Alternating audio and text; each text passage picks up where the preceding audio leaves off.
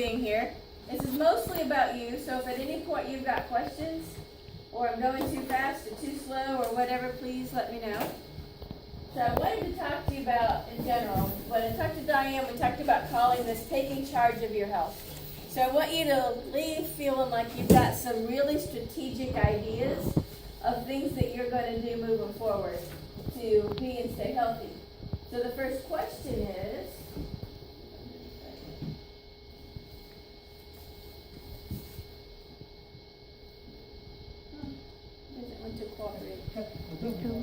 these are eyeballs, if you can't tell.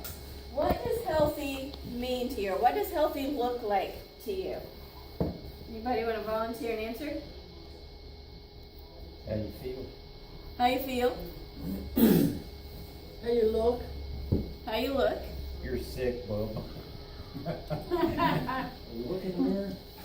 It's true. How often do you wake up and you're like, ooh, what's going on with me? And you think something looks different, it's kind of one of your first clues.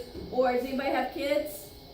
Do they have tells, things that as soon as you see them, you know that they're sick or about to get sick? For one of my daughters, if she gets purple around her eyes, you know, almost like she has purple eyeliner on, I know it's going to be a rough few days at that point. So healthy, we define healthy based on what makes us feel good, what makes us kind of help reach our goals. And so today I wanted to first think about unhealthy.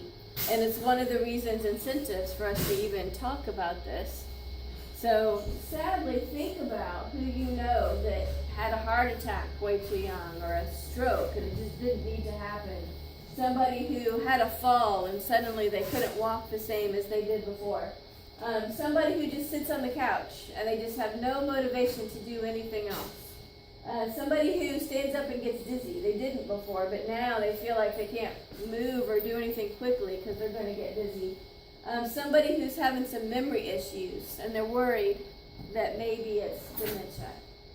And you can probably think of other ones where somebody was just cruising along in life doing everything they wanted to do and then boom, things changed. I'm here to talk about that medications are almost always somehow involved in that. Either somebody wasn't taking their meds, and if they had, the outcome would have been different. Or maybe they're taking the wrong meds or too many medications. And so that's especially what we're going to talk about. Since you guys are on the road so much, by the time we're done, I hope you have a better understanding of what kind of medications might impact your ability to stay alert and drive, and some strategies of how you might deal with that with your doctor. So let's talk about your health. One of the things I want you to learn to do or think about today is how to get more out of your healthcare visits. So we're going to talk about that in a fair bit of detail. How to make sure that all of your providers, because how many people see more than one person that prescribes medicine? Nobody? I just say, usually most of us do. Like as ladies, we've usually got our primary doctor and we've got our female doctor. With the guys, often we've got our primary doctor and then any other sort of specialist that you might have for different things that are going on. So often there's more than one and maybe they don't all know exactly what you're doing. So we're going to talk about how to communicate that. Understand why it matters as we age, at all ages, how things change and the way that we use medicine and why that's important to be considered as we think about our medication regimen. And then know how medicines impact our clarity of thought and our safety. And what, especially as we're driving the trucks, how medicines impact that and some specifics of things that you can do. Because I know you know it globally, but we're going to try to dive in a little bit. All right, this is not very exciting yet, but it's going to get more exciting. Ready? What's your motivation to be healthy? Anybody want to volunteer one? Live longer. Live longer? Family, I guess. Yep. Yeah, for yourself. Just things that you want. And everybody's got different motivation or motivations. Anybody have a bucket list? You can start your bucket list at any time. Just things that you really, really want to do during this lifetime. You got to figure out how to squeeze them all in. So I put up here, these are my kids' a very long time ago when they were babies. This is my family closer to now. That's one of my motivations, and then there's the other more personal ones as well. But we got to think about what's our reason to even care about our health, and sometimes that helps us make those choices. I understand you've had a number of different speakers, and you continue to have a number of different speakers, right, that talk about this in all sorts of different ways. And so all of those little pieces are very much an important part of who you are and what your life looks like and what your future looks like at this point. So, my question for you, we're going to kind of do a head-to-toe assessment. Aging is a piece of this because our bodies handle things differently over time. Where there are certain parts of our body that break down medicines that don't even work when we're really little. There are certain medicines you cannot give to a child who's under 5 because their body just doesn't know what to do with it, so it'll be very harmful to them. And then there are medicines that work better at certain decades, certain phases of our life, and then there are some that really aren't so effective or they're more dangerous later in life. And so these things matter. So what do you suppose changes in your body that starts to make a difference? So we'll start at the head. What changes over time? Your eyesight and hearing. Eyesight and hearing. Think of a time where one of those wasn't working right. How disoriented did you feel? Anybody ever had their ears all plugged up? Or you guys probably wear hearing protection a lot. Does that kind of change your orientation a little bit? No? No. Oh man, think about the last time you had a really bad cold and you couldn't smell or taste very well. Did that change the way you ate and the way that you did things? Like things just don't taste as good? I find like when the doctor puts those drops in your eyes when you go to an eye visit and they dilate them and you can't begin to read and you can't hardly see anything, that makes me really, maybe it's just me, I get really disoriented. I feel like that something could come at me and I just wouldn't react the same because it's not working right. So I agree. There's a lot of data that when those things don't work right, just the way you hold your body and the way you do things is different. So you're more likely to be in an accident or to have a fall or to have something happen. Okay, what else can change with the head? Baldness. Hair color.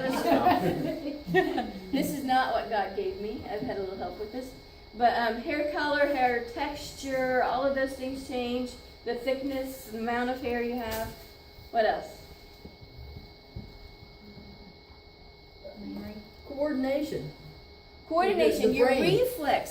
reflexes actually slow down. And along with them, has anyone noticed that we call it the range of motion, how far you can move things? Has anybody else found that it's just getting a little stiffer, a little tighter than it used to be? How about like when you're super young, when you're 18, if something happens and you get shoved or you get off balance, there's all sorts of things that you can do to catch yourself long before you ever fall. You're jumping, you're doing whatever. And then over time, those things get harder. Part of it's how much exercise we do, how sharp and in shape we are. But after a while, it gets to the point where all that kind of slows down and we're more likely to hit the ground before we catch ourselves. So that kind of goes with the balance and all those sorts of things kind of work together. Somebody said memory. That's a big one. If you start forgetting things, does that mean you have dementia? No. It's just natural. We all do that, especially in the times of your life when you're stressed. Have you noticed that? When you're stressed out, you just cannot think a clear thought. Can't remember where you put things. Can't remember where things are. That's just your brain's way of it's focusing on what has you stressed out. And it's just not relaxing and thinking as clearly as it normally does. But if you start finding that your memory's declining in a more exaggerated way, and you're like, wait a minute, I'm just not remembering anything like I used to, go to the doctor. There's a whole bunch of things that can cause it that can be fixed long before anybody's thinking dementia. So if the memory's starting to go, just make sure your doctor knows, and there's a bunch of tests they can run and things that they can fix.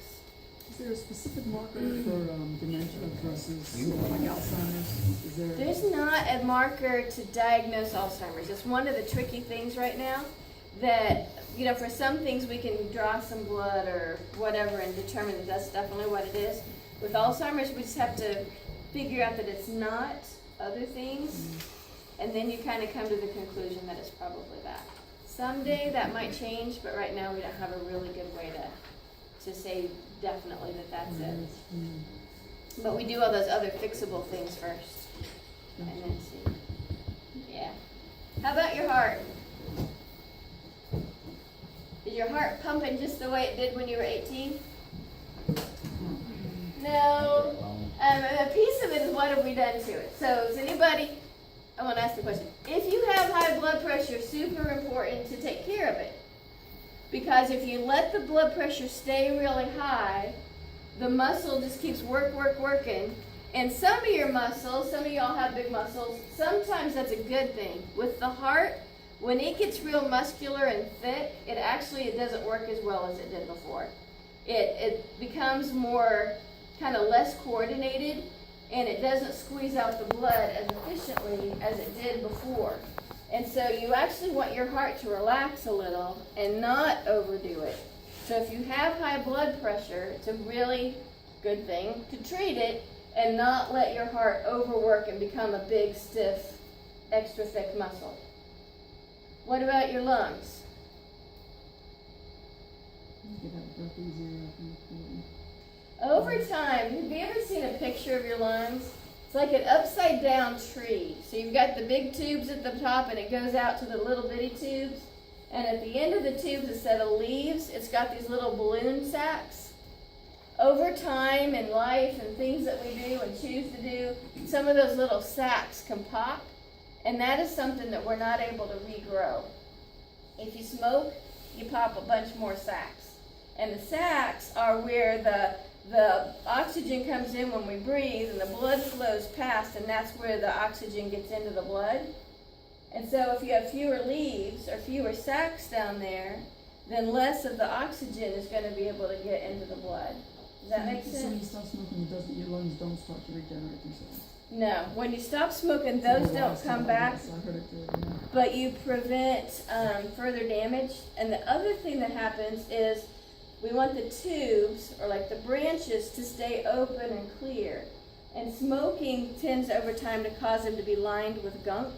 And that's the big thing that gets better. When you stop smoking, all that gunky lining starts to heal. And so the oxygen can get down to the balloons easier. And so the lungs do heal some, but they don't really regrow the balloons. And that's why I think of them. Okay, so our lungs. Our liver is an organ that allows when medication's in the body, it breaks it down. It has these little enzymes in there that break down the medications into forms that we can then get rid of. So that's why you take a medicine and it only lasts for a certain period of time. During that period of time, the liver is breaking it down, and then once it's all broken down, then it leaves the body. If your liver's not operating as good as it once did, then the medicine's typically going to stick around a little bit longer and might actually have a bigger effect than it would normally. And so we want your liver to be healthy. What's the biggest thing we do that damages our liver? Drinking. And you can drink some. I do. It's not that you can't drink, but you don't want to have the big binge drinking and having a bunch. That's what tends to harm the liver. The other one is Tylenol, which we take Tylenol. A lot of times we take Tylenol frequently. Tylenol, to a degree, is fine, but when you use big amounts, that can really harm the liver. And sometimes people don't realize that they've got Tylenol in a number of different medicines. And so when they're taking it all together, it's too much. So they might take Tylenol, then they might take Tylenol PM, they might have a cold medicine or a flu medicine that's got Tylenol in it, and then maybe a pain medicine that has Tylenol in it. And that's usually when people get in trouble. What about ibuprofen? Ibuprofen is usually good. It works a little bit differently than the Tylenol in that it can also, the Tylenol is not going to help inflammation, so like you sprained your ankle and it's all swollen. Tylenol is only going to help the pain and not the swelling.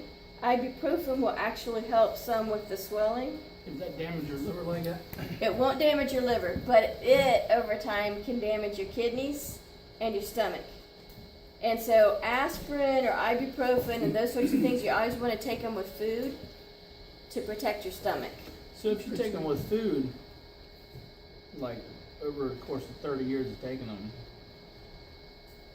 40 So- years, whatever, you know. If your stomach doesn't get upset, that part's probably fine.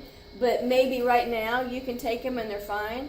And you might find when you're 50 that now they're upset in your stomach. I'm gonna have Your trouble. body can impact it different, or can handle it differently.